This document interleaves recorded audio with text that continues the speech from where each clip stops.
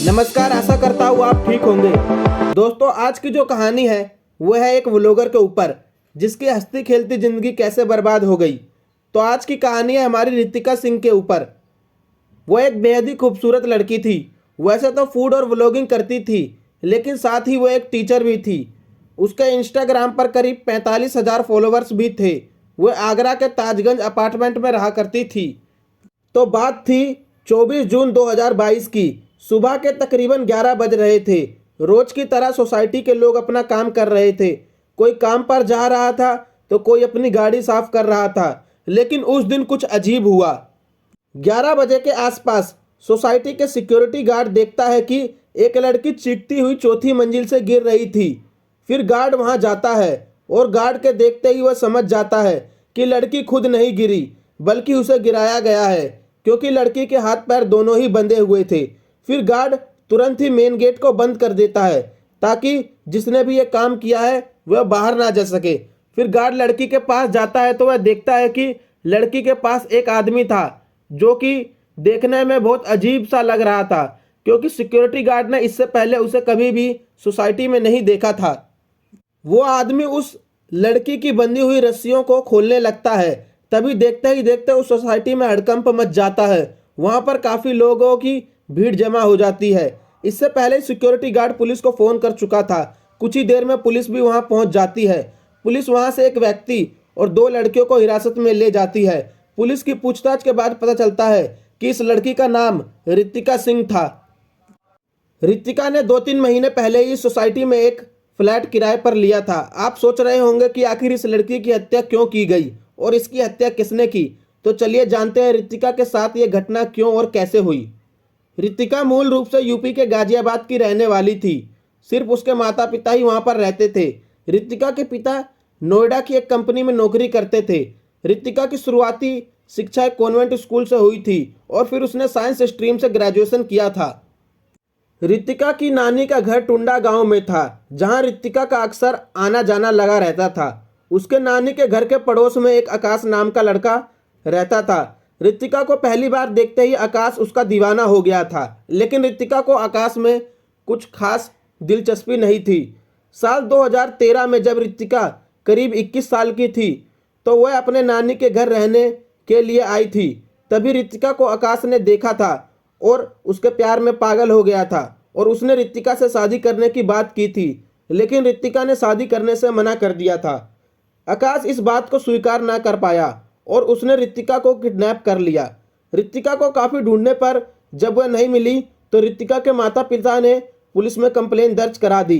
फिर जब पुलिस ने इसकी खोजबीन शुरू की तो करीब 1 हफ्ते के बाद रितिका और उसका आरोपी आकाश मिल गया।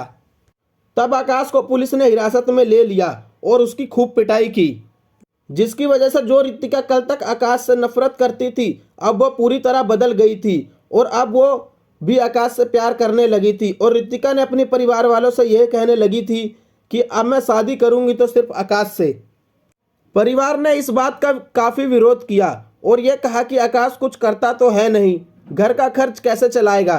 तभी आकाश ने यह दावा किया कि उसकी रेलवे में नौकरी लग गई है। मजबूरी में रितिका के परिवार वालों को शादी करने के लिए हाँ करनी पड़ी। दोनों की शादी हो गई। शादी के बाद दोनों गाजियाबाद में रहने लगे, लेकिन कुछ ही समय में यह साफ हो गया था कि आकाश की कोई भी रेलवे में नौकरी नहीं लगी है। उसने शादी करने के लिए सिर्फ झूठ बोला था। तकरीबन 2 साल तक दोनों साथ रहे और इसी दौरान आकाश की भी असलियत सामने आने लगी। वह रितिका को मारने लगा और उसे पीटने भी लगा। और दूसरी तरफ यह दर्द रितिका अपने परिवार वालों को भी नहीं बता सकती थी, क्योंकि उसने अपनी मर्जी से शादी की थी। फिर कुछ समय बाद रितिका अपने पति के साथ आगरा आ गई। वहां भी आकाश रितिका पर अत्याचार करता रहा। यहाँ आकर रितिका ने एक स्कूल में नौकरी करना शुरू कर दिया, जिससे घर का खर्च चल सके। उसके बाद रितिका के काम करने और दोस्तों से बातचीत करने पर आकाश को रितिका पर शक होने लगा। आकाश का शक दिन ब दिन बढ़ता ही जा रहा था और एक बार आकाश के इसी शक की वजह से रितिका की नौकरी तक छूट गई थी।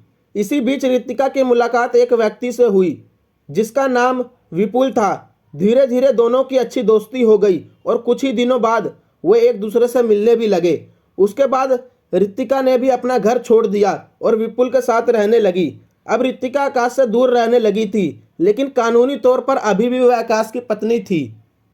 इस घटना की जांच कर रहे पुलिस ने बताया था कि हाल ही में रितिका ने अपने पति को डिवोर्स देने की बात की थी और तलाक के दौरान रितिका ने करीब 50 लाख रुपए की मुआवजे की भी मांग की थी। काफ़ी समय के बाद आकाश ने रितिका का पता लगा ही लिया। वे कोर्ट में सबूत पेश करना चाहता था कि रितिका अपने दोस्त विपुल के साथ लिविंग रिलेशनशिप में रह रही है, ताकि उसको कोई भी मुआवजा ना देना पड़े। अगर उसने इसका वीडियो बनाकर कोर्ट में सबूत के तौर पर पेश कर दिया तो उसे 50 लाख रुपए भी मुआवजे के तौर पर नहीं देने पड़ेंगे। और सबूत लेने के लिए आकाश ने 2 लड़कियों और एक दोस्त के साथ रितिका और विपुल के फ्लैट पर जाने का फैसला किया। आकाश ने उन दोनों लड़कियों को नौकरी देने का लालच दिया था, लेकिन आकाश अपनी पूरी तैयारी के साथ गया था। आकाश ने एक बैग में रस्सी और कुछ कपड़े ले रखे थे। अब बात है 24 जून 2022 की सुबह की।